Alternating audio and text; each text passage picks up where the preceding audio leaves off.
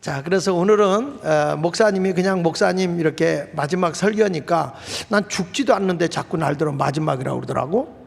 네, 하여튼 은퇴하기 직전에 이제 마지막으로 설교는 설교니까 목사님 마음대로 하세요 하는데, 그것보다는 하나님이 우리 교회 주고자 하는 말씀이 지금 우리가 딱 서열이 매겨져 있잖아요, 순서가. 근데 오늘이 책임감 두 번째더라고, 책임감.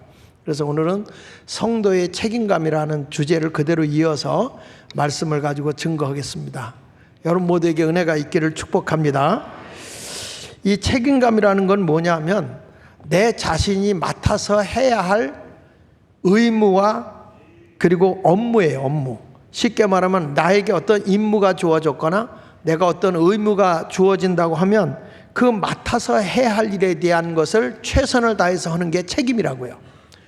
어떤 사람은 임무를 주거나 어떤 업무를 줘도 자기의 책임을 다하지 못하는 사람은 책임감이 없는 사람이라고 이렇게 표현하거든요. 근데 오늘 느헤미야에 나와 있는 것은 느헤미야의 책임감, 스스로 자기가 어떤 책임감을 가지고 있느냐 하는 것을 깨닫게 되는 거죠. 현대 시대를 보면 뭐라고 얘기냐면 책임감이 사라진 시대다. 어떤 일이 생기면 다 누구 탓하고 나는 책임이 없는데 누구 때문에 안 된다, 이런 생각을 한단 말이죠. 그러나 여러분, 신앙인은 누구 때문에가 아니라 이건 내가 해야 할 일이구나, 이건 내 책임이구나, 요나같이 풍랑이 일어나니까 이건 내 책임이요, 나 때문이요, 이렇게 얘기를 해야 되거든요. 풍랑이 일어나도 나는 상관없다 이런 생각을 하면 안 된다 그 말이에요. 느헤미야가 페르시아의 수상궁에서 왕을 모시고 있는 사람이에요. 굉장히 높은 자리에 있었죠. 그때의 이스라엘의 예루살렘에 있었던 자기의 친동생 하나니가 수상궁에 있는 자기 형님 느헤미야를 찾아와요. 찾아왔을 때 이 느헤미야가 자기 동생, 친동생입니다, 하나니에게 물어요. 야, 예루살렘은 지금 어떠냐? 나라는 괜찮으냐? 이렇게 물어본 거예요. 물어보니까 형님 말 마세요. 지금 예루살렘 성벽은 다 무너지고요, 불타고 살아가기가 너무 어렵습니다. 지금 어떻게 살아가야 될지 막막합니다. 그거 어쩔 수 없는 그런 상황이지만 이들은 얼마 동안 이걸 방치했냐면요, 나라가 폐허가 되고 나라의 성벽이 다 무너졌는데 140년 동안을 방치하는 거예요. 140년 동안. 그러면서 뭐라는 거 아니? 예루살렘 성벽이 무너지고 성문들은 다 불탄 채 다 없어졌는데도 뭐 누군가가 하겠지, 뭐 우리는 할 수 없어, 뭐 우리가 무슨 힘이 있어, 내가 어떻게 그 능력을 감당할 수 있어, 이런 패배주의에 사로잡혀서 아무도 움직이지 않는 것입니다. 그런데 이때에 같은 소식을 듣고 눈물을 흘려가면서 막 나라가 어렵다고 하니까 우는 거예요. 지난 금요일 날도 우리 미국에 계신 목사님, 뉴욕에 계신 목사님 왔다 가셨는데, 제가 미국의 뉴욕에 가서 우리 나라를 위해서 이렇게 그들을 모아놓고 강연한 적이 있을 때 바로 그 목사님 교회에서 제가 강연을 했고, 뉴욕에 계시는 많은 우리 교민들이 모였었어요. 그 당시에 이제 모였는데, 지금 그분들이 이 나라를 위해서 기도해달라고 해서 기도회원을 처음에 모집할 때는 20명 정도였거든요. 근데 지금은 몇 명이 되냐면 240명이 됐어요. 그래서 미국의 교민으로 가 있는 사람들이 지금 나라를 위해서 미국에서 기도 운동이 굉장히 활발하게 일어나고 있습니다. 근데 이분들이 무슨 생각을 하냐면 대한민국에 대해서 굉장히 걱정을 하는 거예요. 그러니까 이 안에서는 여러분이 못 보지만 나가서 보면 대한민국이 얼마나 위태로운지를 알게 됩니다. 이번 미 하원 의원들이 회의를 했는데 무슨 회의냐면 대한민국이 지금 어떤 위기 속에 처했느냐라고 물어봤을 때 그 하원에서 발표하기를 어떻게 발표했냐면 마치 중국에 의해서 홍콩이 공산화되기 직전보다도 대한민국이 더 위험하다. 그 이유는 외부로부터 위험이 오는 게 아니라 대한민국 안에 있는 공산주의자들 때문에 지금 요소에 다 장악이 되어 있다. 그래서 대한민국이 위험하다. 이게 미국 하원 회의에서 나온 얘기예요. 그래서 어떻게 여기를 극복할 거냐 해가지고 이번에 이제 미셸 박이 이제 대사로 통과가 됐습니다. 이제 통과가 돼서 아마 한 주 내지 다음 주 내로 이제 한국에 오시게 돼요. 이렇게 되는데 지금 제가 무슨 운동하냐면 원코리아 운동. 지금 더불어민주당에서 두 개의 나라, 북한과 남한을 두 개로 쪼개서 북한은 딴 나라에 외국으로 지금 하게 되면, 근데 우리나라 헌법에는 한 나라잖아요. 그래서 한 나라인데 지금 통일을 거부하고 따로 만들겠다고 하거든요. 그럼 지금은 한 나라이기 때문에 다툼이 일어나도 분쟁으로 끝나는데, 딴 나라가 될 경우에는 분쟁이 일어나는 게 아니라 이건 나라 대 나라의 전쟁이 터지는 겁니다. 이게 굉장히 심각한 문제거든요.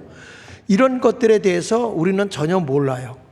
근데 이런 것들을 보고 미국에서는 한국의 이 미군 병사들 젊은이들이 와서 자유민주 국가를 지켜주기 위해서 엄청난 피를 흘렸거든요. 저들은 한국을 포기하지 않습니다. 그게 지금 오늘 트럼프에 의해서 결정이 난 것 같아요. 대한민국이 친중으로 가는 걸 막겠다, 이렇게 나오는 것 같아요. 지금 이러한 상황이 있는데, 지금 느헤미야도 지금 나라가 이렇게 폐허가 되는데 아무도 책임을 지지 않으니까 자기가 굉장히 부담을 갖고 책임감이 생겨나는 거예요. 나라도 가서 예루살렘 성을 재건해야 되겠다, 다시 일으켜야 되겠다. 그래서 그가 울면서 기도하기를, 나와 내 아버지 집이 이렇게 나라가 멸망한 것은 우리의 죄 때문입니다 하고 회개하게 되고, 그리고 이 성벽이 무너진 것은 누구 때문이 아니라 바로 나 때문입니다 라고 책임을 갖기 시작을 합니다. 여러분, 그렇습니다. 하나님은요, 책임감을 가진 한 사람을 찾고 계시는 것입니다. 우리 하나님께서 세상을 심판하려고 할 때도 세상을 구원하기 위해서 믿음의 사람 한 사람을 찾았어. 그게 노아입니다. 노아 여러분. 뿐만 아니라 신앙의 계보를 잇기 위해서 하나님이 아브라함을 부르시고, 그 다음에 이삭, 야곱을 통해서 12아들을 통해서 이스라엘이라는 공동체를 세우잖아요. 그리고 하나님께서 이 나라가 지금 이 애굽의 포로가 되다시피 해서 생활하고 있으니까 이 나라를 구원하기 위해서 하나님이 위대한 믿음의 신앙의 사람 한 사람을 택했는데, 그게 모세입니다. 모세의 사명이 끝나니까 새로운 지도자 여호수아를 하나님이 세우게 되고, 여호수아 이후에 지도자감이 안 나오니까 하나님이 집단 지도 체제를 위해서 사사라는 사람을 임시로 불러서 하나님이 성령으로 감동을 줘서 나라를 지키게 하는 그런 역할을 하나님이 해오셨어요. 그러니까 지금도 하나님은 어떤 사람을 찾냐면, 나라에 대해서 어떤 책임감을 가지고 있는 사람 한 사람을 지금도 찾고 계시는 것을 여러분이 알아야 됩니다. 그래서 오늘 저는 성도의 책임감에 대한 얘기를 하겠는데, 저는 4가지 책임감에 대해서 먼저 얘기하려고 합니다. 첫째는, 성도에게는 4가지 영역에서 우리가 책임을 가지고 해야 되는데, 그 첫 번째가 뭐냐면 가정을 위한 책임감을 가져야 됩니다. 여러분, 가정이 무너지면 국가가 무너지는 겁니다. 모든 삶의 기초는 가정입니다. 그래서 공산주의를 제창했던 칼 마르크스가 제일 먼저 공산주의로 나라를 망가뜨리려고 한 게 뭐냐면, 아무리 자기들이 사상적으로 주입해도 나라가 무너지지 않는 거예요. 그래서 나온 게 뭐냐면 동성애입니다. 동성애. 가정을 붕괴시켜야만 공산화가 된다는 거예요. 근데 우리 하나님은요, 혼자 사는 게, 독초하는 게 좋지 않아서 둘이 합하여 한 몸을 이루는 가정을 세우신 분이 하나님이시죠.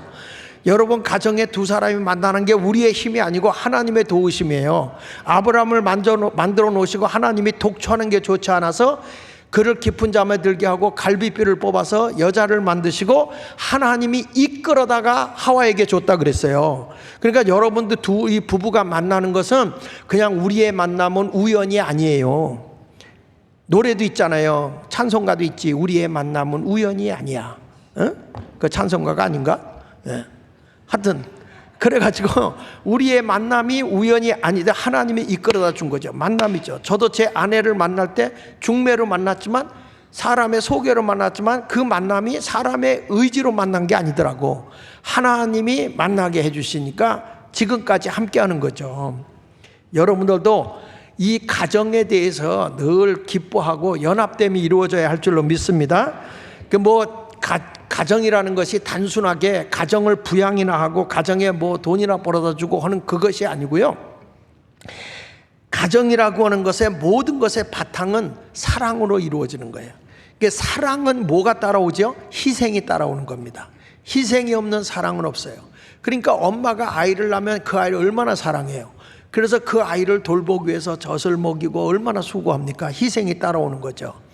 제가 그 초등학교 다닐 때 이제 저 인천 앞바다 대부도가 제 고향인데, 우리 집에서 사는 집에서 그 대부, 그때는 국민학교야, 초등학교인데, 거기를 갔어요. 거기에서 올 때인데 비가 막 억수로 쏟아지는 거예요.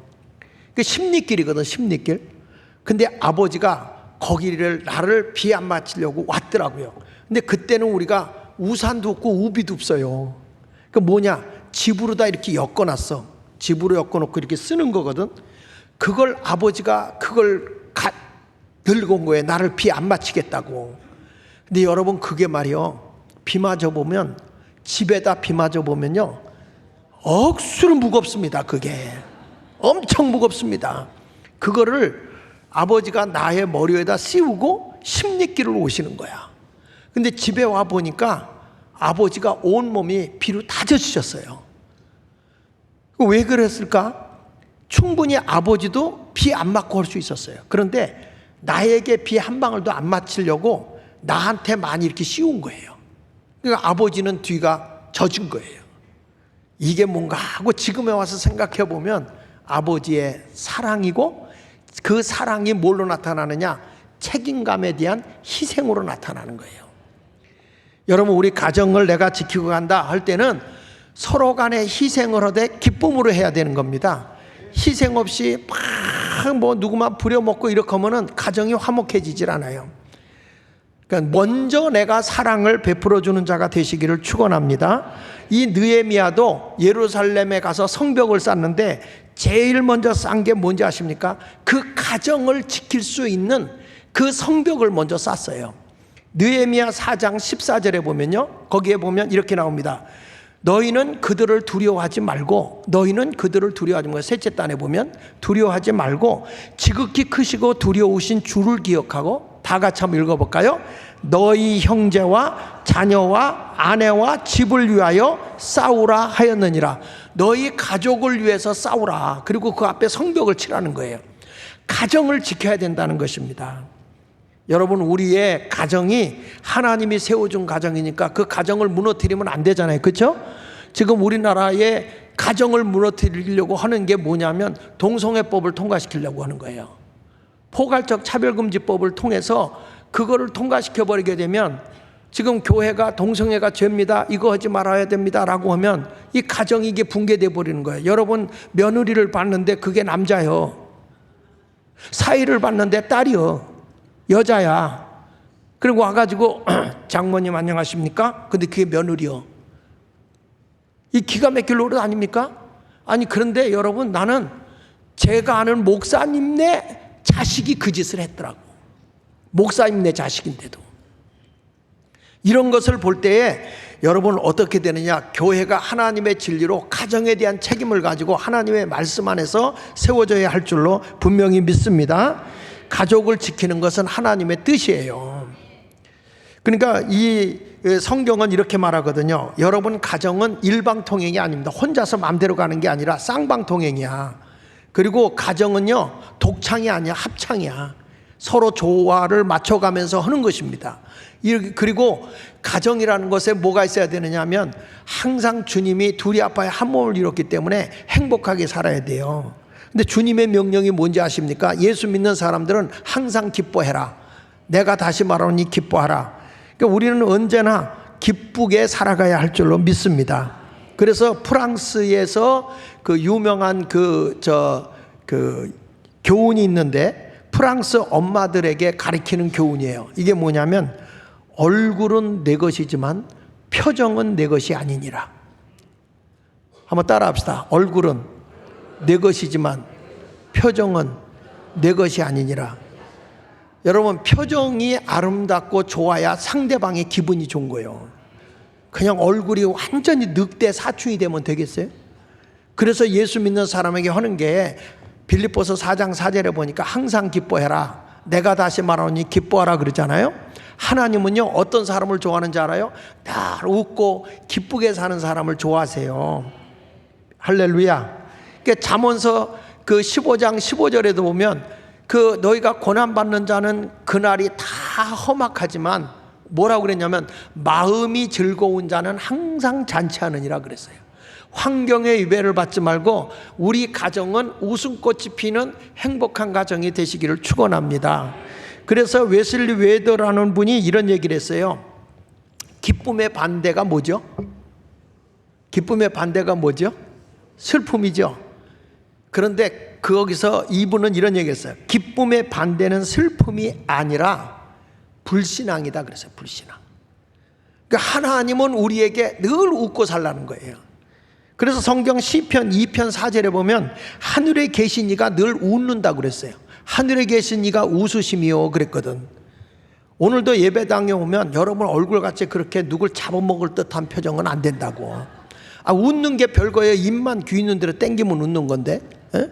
항상 우리는 그저 집안에서 우리 가정을 지켜나가기 위해서 서로 으르렁거리지 말고 인상 쓰지 말고 그저 속상한 일 있어도 웃으면서. 그 유명한 에브라함 링컨 대통령이 한 얘기잖아요.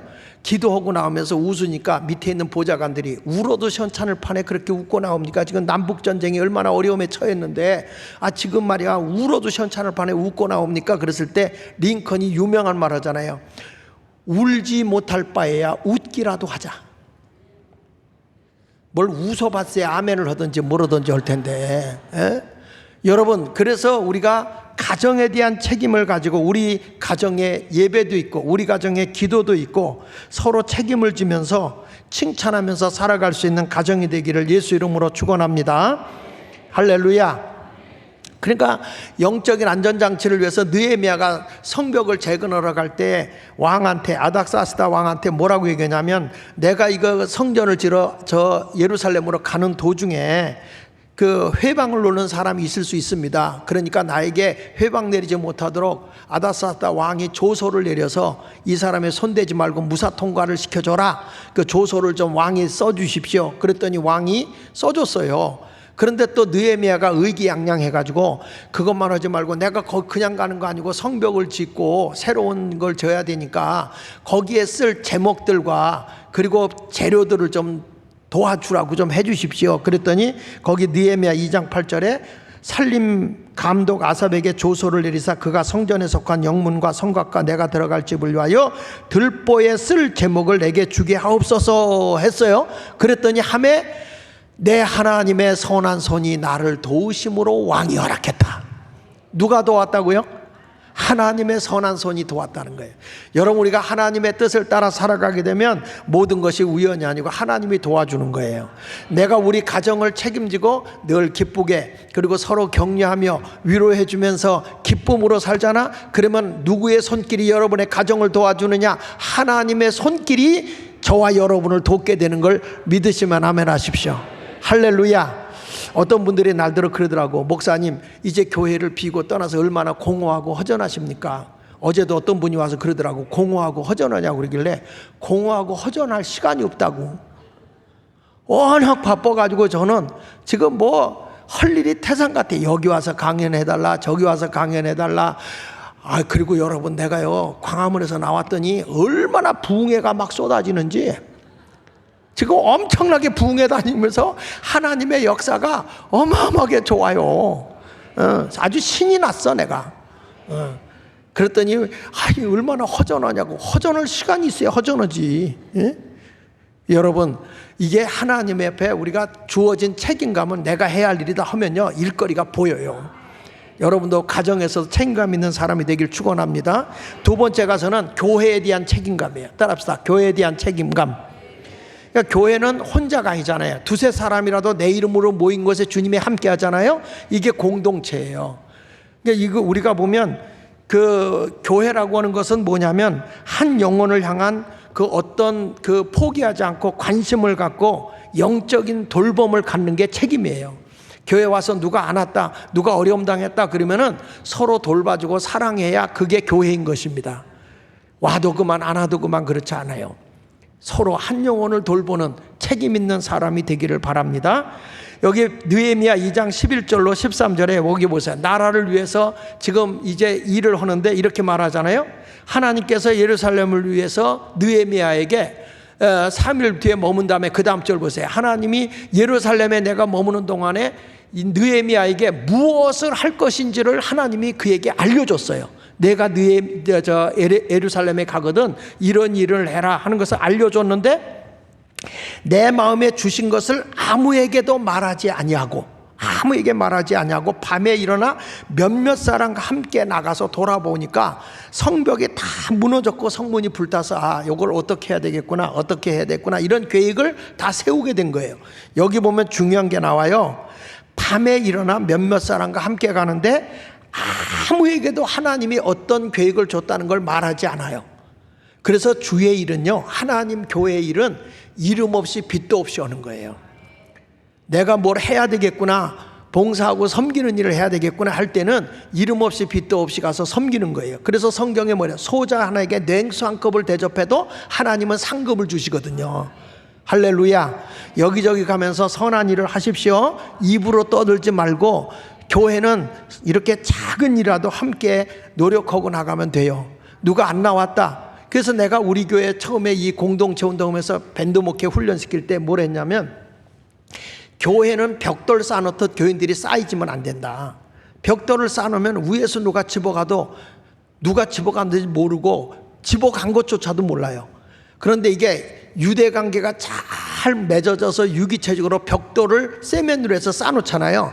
그러면 그랬을 때 벽돌 하나가 빠지면 다른 건 그대로 있고 그 구멍이 뽕 나잖아요. 그러니까 누가 빠졌는지 안단 말이야. 그래서 교회는 사랑의 공동체로 끈끈하게 맺어져야 이 집사가 빠져도 저분이 주일날 빠졌네, 누가 빠졌네 다 한단 말이에요. 이런 공동체를 이루어야 되는 겁니다.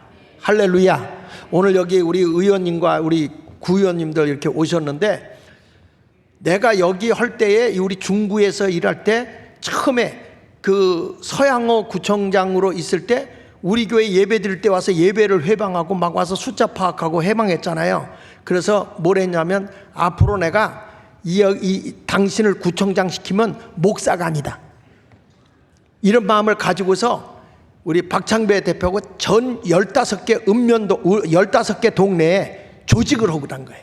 조직을 하면 그냥 억수로 돈 썼어. 그들 조직할 때 밥 사 먹이내라고 식당에 가서 다 하고 여기저기 가면서 막 하면서 해가지고 조직을 한 거야.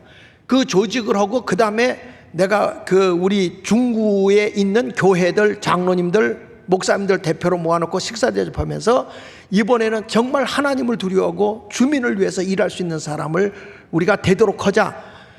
그때는 모든 사람이 99.9%가 서양화가 된다고 그럴 때야. 그리고 이름 없는 김길성이가 왔잖아요 그때. 근데 여러분, 그때 김길성이가 몇백 표 차로 이겼다니까. 그래서 구청장 됐잖아요. 이번에도 사전선거에서는 약 40% 가까이 졌는데 15군데 다 이겼어. 15등 다 이겨가지고, 이게 처음이야 처음.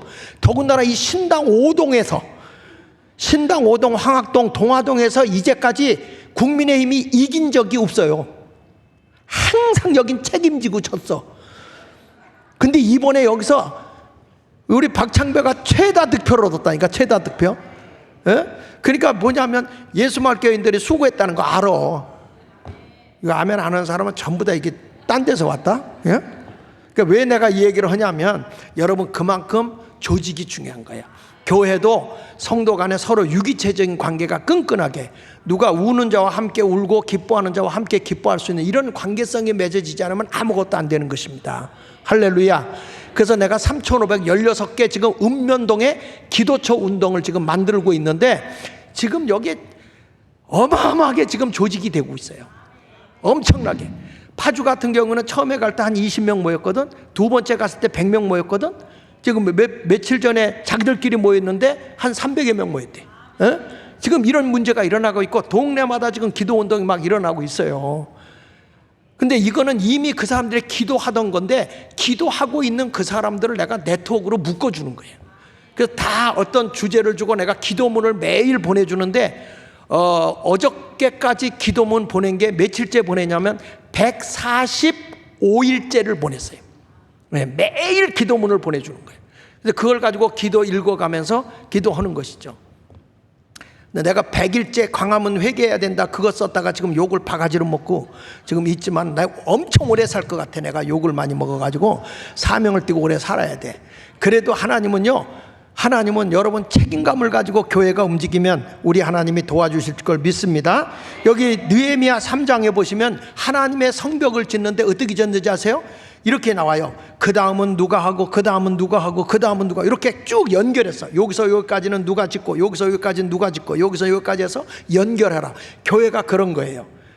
서로 떨어질래야 떨어질 수 없는 유기체적인 관계가 이루어져야 되는 거예요. 나 한 사람 가만히 있으면 그 관계가 거기 성벽이 안 쌓아지니까 이게 약해진단 말이에요. 그리고 쌓나 마나야 한 군데가 안 쌓아지면 적이 밀고 들어오니까요. 그러니까 끝까지 다 쌓아야 되듯이 교회는 서로 유기체적인 관계가 있어서 떨어질 수 없는 관계를 유지하고 살아가야 할 줄로 믿습니다. 그러니까 여러분 교회에 왔을 때 제발 부탁하는데 구경꾼 될래요? 일꾼 될래요?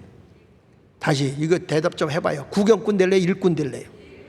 대답은 잘한다. 하여튼 교회 가보면요, 구경꾼 있고 말썽꾼 있고 말꾼 있고 그 다음에 일꾼 있어. 근데 어떤 꾼이 돼야 될까요? 일꾼이 돼야 돼. 그러니까 말꾼도 안 되고 구경꾼도 안 되고, 예? 그냥 막 아니면 말썽꾼도 안 되고, 그냥 가면 그 사람한테 맡겨놓으면 빈틈이 없다, 정확하다, 틀림없다, 이런 소식을 들어야 될 줄로 믿습니다. 요즘에 제가 AI를 배워가지고 막 여러 가지를 하다 보니까 내가 비서를 AI 하나 가지고 3명을 두고 쓰는 것 같아. 그러니까 우리 아들이 날더러 그러더라고요. 아들이 와가지고, 야, 나이 70 넘어서 이렇게, 예? AI를 운영하고 하는 사람인데 내가 아버지 나이 됐을 때 나도 저렇게 할 수 있을까? 그러더라니까. 그러니까 너무너무 내가 모든 걸 정리하다 보니까 새벽 2시고 3시고 그냥 은퇴하니까 좋은 게 딱 하나 있어요. 묶이지를 않아. 새벽기도 안 나간다고 누가 뭐라고 그러나? 그렇다고 내가 기도 안 하는 거 아니에요. 기도하는데 내가 무슨 얘기냐면 일을 할 때 늦게까지 밤새워 꽃박새도 해도 내가 부담이 안 돼. 그래서 일을 하는 거죠. 저는 여러분들에게 말합니다. 책임 있는 성도가 되어서 큰 일꾼이 되시길 축원합니다. 세 번째 무슨 책임이냐면 사회에 대한 책임감이 있어. 내가 일터에 가서도 신뢰감을 얻고 내가 거기 가서 야, 저 사람은 정말 근면해, 저 사람은 책임감이 강해서 정말 신뢰할 만해. 사람이 성실하고 신뢰감을 얻으면 그 사람이 사회에서 최고의 지도자가 되는 거예요. 이런 성실과 신뢰를 받는 자가 되시기를 축원합니다. 그냥 어떤 사람은 일을 맡겨놓으면 내가 안 해도 누가 일하겠지 이렇게 방관해서는 안 되는 거예요. 이런 얘기 있잖아요. 어떤 왕이 길거리에다가 이 지역에 있는 주민들이 얼마나 남을 헤아릴지 아는가 보기 위해서 큰 돌을 신장로 가운데다가 놨대요. 그걸 놨는데 사람들이 지나가면서 다 욕을 하는 거예요. 어떤 놈이 여기다 이 큰 돌을 갖다 놨냐고, 어떤 놈이 여기다 큰 돌을 놔서 이렇게 불편하게 했냐고, 그렇게 모든 사람이 그렇게 욕을 하더래. 그런데 어떤 한 사람이 지게질을 하고 가다가 농부가 지나가다 이게 있으면 지나가는 사람이 불편하겠네. 그때 지게를 내려놓고 끙끙대면서 그 돌을 옆으로 치웠대요. 근데 치운 자리를 가보니까 거기에 편지 하나가 써있고 황금이 거기 있더래. 그래서 웬 황금이야? 그리고 편지 읽어보니까 당신은 이 지역의 책임자로서 부족함이 없는 사람으로 인정합니다. 내가 왕인데 당신에게 황금을 놓고 가노니 이거 가지고 당신 마음대로 쓰라고 주더래. 그러니까 오늘부터 여러분들도 황금 열쇠를 받고 싶어? 그러면 사람들이 불편하고 어려운 거 당했으면 그걸 치워놓으라고. 누가 하겠지, 내가 안 해도 누가 하겠지 그러지 말고 쓰레기 하나라도 떨어져 있으면 그거 내 손으로 치우겠다는 좀 책임감을 가지라 이 말이에요. 우리나라가 그런 사람이 많으면 이 나라가 얼마나 행복하겠습니까? 그러니까 느헤미야 같은 사람은 술 맡은 간원이고 자기는 얼마든지 지금 왕을 보자면서 편안하게 부귀영화를 누리고 있어요. 그럼에도 불구하고 자기는 그 부귀영화 누리는 것에 매여 있지 않고 내 백성, 내 민족을 위해서 내 책임을 다해야 되겠구나 하면서 그곳에 가서 성실하게 성벽을 쌓게 된 것이죠. 근데 지금까지 자기가 가보니까 세상에 이 예루살렘에 온 총독들이 말이야. 나중에 이제 예루살렘에 느헤미야가 파견을 받아서 총독이 되거든요. 근데 지금까지 온 총독들을 보니까 그 이 예루살렘을 이렇게 페르시아가 관리하고 있었으니까 그들을 관리하고 있는데 얼마나 백성들의 피를 빨아먹었는지, 느헤미야 5장 15절에 보면은 거기 보면 총독들이 백성을 압제했다는 거야. 압제해가지고 그들이 양식과 포도주와 또 은 40세계를 다 뺏어가서 했는데, 이 느헤미야는 백성들을 편하게 하기 위해서 어떻게 했냐면, 나는 하나님을 경외함으로 이같이 행하지 아니했다. 그래가지고 이 느헤미야는 12년 동안 총독으로 있으면서 지금으로 말하면 월급을 안 받았어요. 그냥 봉사로 했어요, 이 사람이. 왜? 백성을 너무 총독들이 괴롭혔기 때문에. 그저 그는 이 사회적인 책임을 다 하니까 사람들이 느헤미야를 최고의 실력자로, 최고의 청렴한 사람으로 인정을 하게 된 것이죠. 할렐루야. 얼마나 감사합니까? 여러분, 이런 책임을 다하는, 그래서 기적을 이루는 사람이 되기를 바랍니다. 이렇게 성실하고 아름답게 신앙생활하니까 하나님이 어떤 일을 보느냐, 느헤미야가 하는 일마다 하나님의 손길이 그와 함께하고 있더라, 그 말이야. 나는 여러분들도 이런 책임감을 가지고 가정에 대한 책임, 그 다음에 교회에 대한 책임을 다 하면서 봉사하고 충성하고 사회에 가서 내가 성실하고 근면하고 열심히 일해서 정직하게 살아가게 되면 하나님이 여러분을 돕기 시작하는 줄로 믿습니다. 그래서 이런 사람은 기적이 일어나게 돼 있어요. 그러니까 느헤미야 2장 8절 하반절에 다시 보면, 내 하나님의 선한 손이 나를 도우심으로 왕이 허락했다. 주변에 있는 왕이 도와준다는 거예요. 여러분들도 전능하신 하나님을 의지하고 나가잖아. 주변에 있는 사람이 도와주는 거예요. 제가 이제 지금 이렇게 교회를 딱 이렇게 은퇴하면서 지금 나라를 위해서 원코리아 운동이라든지, 그 다음에 서민 민생대책위원회하고 같이 활동하고, 지금 뭐 남북 이산 가족들과 함께 활동하고, 그 다음에 케네스베 하고 나서 지금 북한에 라디오 방송하는 거, 이런 것들 하면서 일반인들과 함께 막 돌고 있고, NGO 단체들과 함께 움직이고 있어요. 그런데 재밌는 건 지난주 목요일 날이야. 목요일 날 이제 원코리아 본부에 이제 그 대표들이 다 모였거든. 근데 거기에는 스님도 있었어요. 근데 아침에 롯데 뷔페에 가서 이제 아침을 먹으려고 딱 컸는데, 그 스님이, 웅천 스님이야. 그 스님이, 목사님이 기도해야 아침밥을 먹죠, 그러는 거예요. 옆에 집사들이 있는데 너 기도해달라는 사람이 하나도 없었어. 근데 스님이 아침 기도를, 목사님이 이 식사 기도를 해야 먹는다는 거예요. 그래가지고 제가 기도하자고, 스님이 집사보다 낫네. 그리고서 이제 아침 식사 기도를 쫙 했어. 그랬더니 스님이 아멘 나무 간센보살 그러더라고. 그래서 내가 이따가 뒤는 하지 말고 아멘만 하라고 그랬는데, 아주 얼마나 재밌었는지 몰라요. 여러분, 이런 운동들이 일어나면서 하나님의 복음이 전해지는 거야. 그러니까 여러분 보세요. 누가 돕느냐? 내가 이런 일을 하게 되면 하나님의 선한 손이 나를 돕는다. 할렐루야. 여러분들이 그래서 돈 많이 벌어서 나라를 위해서 일할 수 있도록 뒷바라지 많이 해줘요. 그렇게 아멘 안 하는 사람은 내일부터 깡통 차는 일이 생겨. 왜냐하면 내가 어떤 일을 할 때 누가 돕느냐? 여러분이 돕는 게 아니야. 하나님의 손이 나를 돕는다니까. 이것을 여러분도 믿으시기를 바랍니다. 할렐루야. 이러니까 하나님의 기적이 일어나는 것이죠. 그리고 오늘 한 가지만 이제 결론적으로 얘기를 하면, 국가를 위한 책임감을 우리가 가져야 돼. 따라합시다. 나라를 위한 책임을 갖자. 저는 요즘에 하나님이 저에게 메시지를 굉장히 강하게 줍니다. 메시지를 너무너무 강하게 주고 있어서 요즘에 가는 데마다 내가 이 메시지를 전하는데, 그때마다 하나님이 얼마나 크게 역사하는지. 지난번에 충청남도의 그 감리교 연합회 장로 연합회 집회가 있어요. 그래서 가서 제가 이 얘기를 했더니 그분들이 은혜를 받고 내가 목사님과 함께 이러겠습니다, 이런 분들이 막 나오는 거예요. 근데 하나님이 이런 얘기를 주더라고. 그리고 또 지지난주간에는 천안 북지방에 가서 집회를 하는데 그때 이경림 권사님도 오셨어요. 거기 주일학교 어린애들이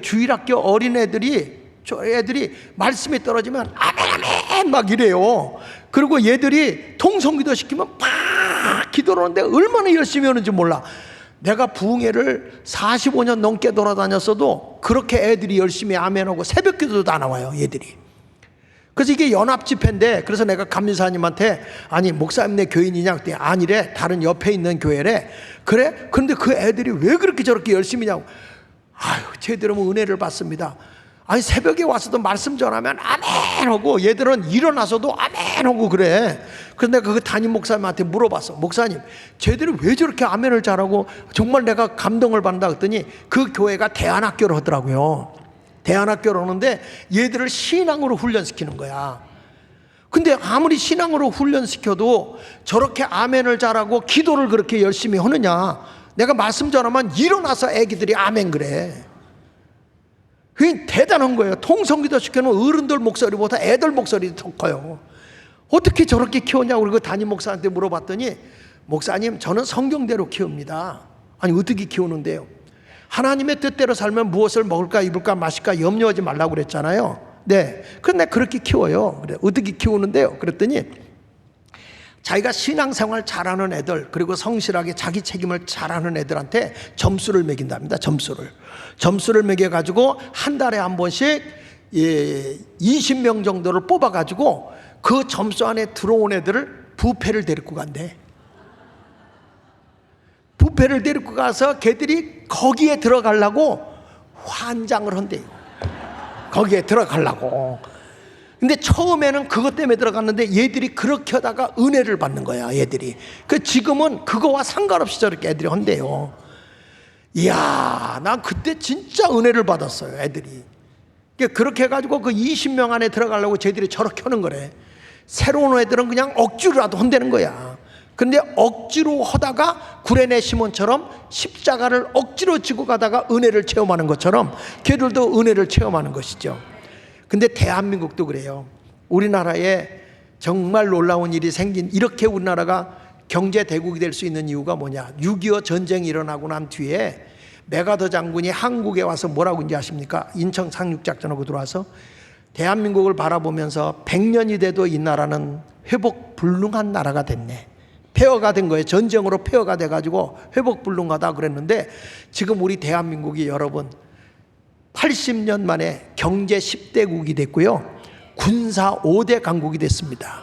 이런 어마어마한 일들이 일어난 이유가 뭐냐 하면, 이거는 지금 하나님이 저에게 주어서 전국을 돌아다니며 전하는 메시지입니다. 그게 뭐냐면, 대한민국을 세우는 데는 두 가지 기둥이 있었어요. 그 기둥이 있었는데 한 기둥이 뭐냐면 그것이 바로 기독교입니다. 기독교. 이게 소프트웨어예요. 대한민국이 처음에 이승만이가 한성 감옥에 있을 때에 1899년도에 한성 감옥에 있을 때 그가 선교사를 통해서 복음을 접하고 깨달은 게 있어요. 왜 이렇게 조선이 무기력하고 못 사느냐? 그 이유는 뭐 때문이냐? 유교 때문이라는 걸 알게 된 거야. 모든 것을 팔자 타령하고 신분 타령해서 양반은 양반으로, 천민은 천민대로 갈라놓는 거예요. 그래서 양반과 천민은 평생 천민이야. 백정 같은 건 사람 취급도 못 받았어요. 여자들은 교육도 안 받았어요. 제가 어렸을 때만 해도 우리 교회도 여자는 여자 있는데 앉고 남자는 남자 있는데 앉고 가운데 이렇게 휘장을 쳤어요. 시골에 있을 때 어디 이렇게 같이 남녀가 섞여서 앉아. 이런 때였던 이 나라였어요. 근데 여기에 누가 들어왔냐? 기독교의 복음이 들어온 거예요, 이 나라에. 그래서 이승만이가 무슨 얘기를 했냐면, 기독교의 정신으로 무장하면 대한민국이 자유민주주의 국가, 자유시장경제가 된다. 여러분, 자유가 뭔지 아세요? 자유라는 것은 연약하고 힘없는 작은 자를 돌보는 것이 자유입니다. 그래서 자유는요, 피를 안 먹고는 자유를 못 얻어요. 예수님이 뭐라고 했어요? 진리가 너희를 자유케 한다 그랬죠. 예수님은 십자가에 죽으면서 보혈의 피로 우리에게 자유를 준 거예요. 그러니까 예수님 보십시오. 사람들이 다 무시하는 사람도 외면하지 않잖아요. 가늠하다 붙들려온 여인을 죽여야 된다고 할 때 너희 가운데 죄 없는 자가 돌로 쳐라. 그래서 그들이 다 놓고 갔을 때 예수님이 그 여인을 향해서 너를 정죄하던 자들이 있느냐? 없습니다. 나도 너를 정죄하지 아니하노니 다시는 죄를 범하지 마라. 이게 자유예요. 연약한 자를 돌보는 거예요. 지나갈 때 바디메오 거린이, 예수님이 지나갈 때 다윗의 자손 예수여 나를 불쌍히 여겨달라고 외치잖아요. 그랬을 때 뭐라고 얘기합니까? 야, 너 같은 사람, 저 예수님이 지금 얼마나 영웅인데, 사람들의 인기가 얼마인데 너 같은 사람을 만나느냐? 아예 안 만나. 상종도 안 해. 그래. 그래도 이 사람은 포기하지 않고 다윗의 자손 예수여 나를 불쌍히 여겨달라고 했더니 예수님이 내게 오라 그랬잖아요. 왔어. 왔는데 내가 너에게 못 해주길 원하느냐? 보길 원하나이다. 내가 능히 내 눈을 뜨게 할 걸 믿느냐? 믿습니다. 내 믿음대로 되라 하는 순간에 눈이 떠졌잖아요. 그 뒤부터 이 바디메오가 예수님을 쫓기 시작했잖아요. 예수님은요, 세상하고 달라요. 세상 사람이 외면하고 버리는 소자도 돌보는 분이에요. 이게 자유라는 거야. 지금 정권이 여러분 교과서에서 자유를 빼버리고 있습니다. 그래서 우리나라는 민주주의로 가고 있습니다. 자유민주주의가 그냥 민주주의로 가고 있습니다. 무슨 차이죠? 자유는 소수의 의견이라도, 소수의 사람의 말이라도 들어주는 것이 자유입니다. 근데 민주주의로 가면 다수결로 밀어붙여서 그냥 숫자로다가 모든 걸 억압해 버립니다. 그러니까 여러분, 지금 우리나라 국회를 가보면 소수의 의견의 말이 묵살되고 있습니다. 소수 의원들, 당들의 말은 듣지 않습니다. 더불어민주당이 힘으로 밀어붙입니다. 이거는 독재입니다. 그래서 북한도 조선인민민주주의입니다. 여러분, 뭐가 빠지는 게 그렇게 차이가 나는 거예요? 자유가 빠지면 이렇게 되는 거야. 근데 대한민국의 모든 복음의 핵심의 정신이 뭐냐면 자유예요. 자유. 그래서 자유민주주의라는 게 그렇게 중요한 거예요. 우리가 복음으로 남북 통일하자. 그럼 복음의 핵심이 뭡니까? 자유입니다. 자유. 그래서 우리 여러분, 남북이 통일될 때 공산주의로 통일되기 원합니까? 자유민주주의로 통일되기 원합니까? 왜 그래요? 왜 그래? 왜 그래요? 그 이유는 다수결이 아니야. 이거는 소수의 의견이 존중을 받는 것이 돼야 돼. 그래서 주님은 소자 하나에게 냉수 한 컵을 대접해도 주님은 상을 주시는 거예요. 자유민주는 힘으로 밀어붙이는 거 아니에요. 작은 자 하나라도 헤아릴 줄 알아야 되는 거예요. 그러니까 교회도 마찬가지야. 대형교회가 되고 나니까 교인들을, 연약한 자를 우습게 보는 거야. 그러니까 교회가 타락하는 거예요. 이번에도 보니까 통계표에 보니까 기독교가 얼마 전까만 해도 불신을 받고 있는 기독교가 22.6%였거든. 근데 얼마 전에 발표한 거 보니까 기독교를 믿을 수 없다, 불신하는 거고 그냥 신뢰한다는 데가 15.6%에 15.6%. 그러니까 지금 84.4%가 기독교를 불신하는 거예요. 지금 교회가 엉망이 된 게, 대형 교회들이 건물 크다고 그렇게 외치고 있을 때 사회가 썩어 들어가고 국가가 엉망이 되어가도 찍소리하지 아니하고 있는 게 잘하는 거냔 말이야. 여러분, 자유가 망가지고 있는데, 자유시장 경제라는 게 뭐예요? 내가 열심히 노력해서 벌어서 내가 소유하는 거예요. 어떤 사람에게 5달란트, 어떤 사람에게 2달란트, 어떤 사람에게 1달란트를 줬어. 열심히 벌어서 5달란트를 더 남기고 2달란트를 더 남겼을 때 주님이 오셔서 잘하였다 착하고 충성된 종아, 내가 적은 일에 충성해서 이렇게 많이 남겼으니 내가 너에게 더 많은 것을 주어 내 주인의 즐거움에 참여하게 될 거다. 이게 성경입니다. 공평하게 가는 국가가 경제를 지는 건 공산주의 국가예요. 지금 우리나라가 지금 그렇게 가고 있어요. 지금 우리나라의 대기업의 모든 주식을 3% 이상을 못 갖고 가게 합니다. 그러면 사회이사들을 5%가 지게 되면 결국에 사회이사장이 회사를 장악해버려요. 그렇게 되면 기업이 국가가 소유하는 거예요. 그러니까 사모펀드하고 지금 그 국민연금의 주식이 국가의 모든 기업들 것을 장악하도록 법을 만들어버렸다고. 이런 거 모르잖아요. 그리고 7월부터는 여러분, 국가에 대해서 비판하는 사람, 언론을 제재하고 이것을 엄격하게 지금 징벌적 손해배상으로 맥혀가지고 정치에 대해서 비판하는 사람을 억압하겠다 그랬어요. 완전히 언론을 지금 장악하고 들어가겠다는 게 7월부터 시작하는 겁니다. 지금 나라가 이렇게 가고 있는데 교회가 바보 멍청이 짓을 하고 있고 벙어리 짓을 하고 있단 말이에요. 그러나 여러분 기억하시오. 대한민국이 이렇게 잘 살게 된 것은 소프트웨어라고 하는 이 대한민국에 기독교가 있었던 거예요. 더군다나 6.25가 났을 때 그때 북한에 있던 교회와 성도들, 목사님들이 남한으로 내려왔잖아요. 이때 북한에 있던 기독교인들이 경험한 게 뭐냐면 공산주의는 무신론이다. 그래서 예수 믿는 사람 잡아 죽이고 교회를 무너뜨린다는 걸 몸소 경험한 게 우리 한국교회의 목사들과 교인들이야. 그래서 교회가 남한으로 내려왔을 때 교회가 강력하게 반대한 게 뭐예요? 공산주의 반대 운동을 한 거예요. 교회는 지금도 반공이야. 반공산주의야. 그것은 우리 대한민국은 공산주의를 친히 경험하고 겪었기 때문에 그게. 미국이나 유럽 같은 데는 사회주의 같은 것을 그냥 뭐 이렇게 겪은 게 아니고 배운 것을 그래서 그냥 스스로 서서히 바꿔나가고 있지만 우리 대한민국은 공산주의라는 게 얼마나 무서운 걸 경험했단 말이야. 얼마나 많은 사람의 생명을 우습게 여기는지를 경험했단 말이야. 그러니까 지금 여러분 지금 이 정부가 공산주의 국가로 가려고 하는 거 있으면 교회가 가만히 있으면 됩니까? 그러니까 지금 이 나라가 세워지는 데는 이게 소프트웨어로 이데올로기적인 전쟁을 해가지고 이것을 굳게 지금 세계가 본 거예요.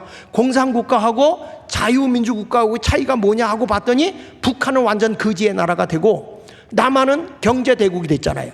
이 세계가 보니까 자유민주주의가 위대하구나, 자유시장 경제가 위대한 거구나, 이것을 깨달은 거예요. 그런데 이런 것을 교회가 잃어버리고 있고 교회가 잘못 가고 있으니 되겠냔 말이에요. 그리고 이런 것을 담아낸 게 또 하나의 축이 뭐냐면 군대. 근데 우리나라 군대가 여러분 보십시오. 그 당시에 미군이 장악하고 들어왔을 때 우리나라는 사령관도 없었어요. 미군이 다 장악했어요. 그래가지고 메가더 장군이 대한민국 군인까지 다 장악했습니다. 이때 우리가 배운 게 뭔지 아세요? 서부 그 천단의 행정 조직을 배운 거야. 군대 가서 행정 조직을 배운 거예요. 그리고 군대라는 데는요 없는 것도 있게 만들어요. 제가 논산에 갔을 때 빗자루 300개를 만들려고 하는데 낫도 연장도 안 주지, 재료도 안 줘. 그냥 소대들을 어디 가서 풀어놓느냐, 딱 가서 그냥 산에다 풀어놓으니까 손으로다가 쌀나무 꺾고 한 소대는 칡농쿨 끄고 한 소대는 다듬고 한 소대는 엮고, 그러니까 한나절 되니까 300개가 나와. 여러분 아무것도 없어도 군인은 없어도 되게 하는 거예요. 이게 군대의 사명이야. 근데 우리나라에 딱 군인들이 가니까 육군의 공병대에 갔잖아요. 공병대 가면 미국에서 뭘 배우는 겁니까? 길 닦고 다리 놓고 집 짓고 하는 걸 배우는 거야. 그리고 이 사람들이 군대에서 기술을 배워갖고 제대하고 나오잖아. 그러면 국민이 시민이 됐잖아요. 이분들이 그 기술로 가지고 집 앞에 도로를 닦고 다리를 놓기 시작하고, 그리고 이 나라에 건축할 때 이분들이 어떻게 건축하는 첨단 기술을 다 가져온 거예요. 그뿐입니까? 우리나라의 전자통신 이것도 우리나라가 왜 핸드폰을 잘 만드는지 아세요? 대한민국 사람 원래 타고났어요. 세계에서 어디 가도 젓가락질 잘하는 민족은 우리 민족밖에 없어요. 세상에 그 세 젓가락으로 콩장 집어먹는 민족이요. 딱 집어먹잖아요. 콩장만 먹어도 괜찮아, 무까지 집어먹어. 이건 세게 잡으면 잘라져, 약하게 잡으면 미끄러져. 어떻게 잡느냐? 알아서 감으로 잡아먹어.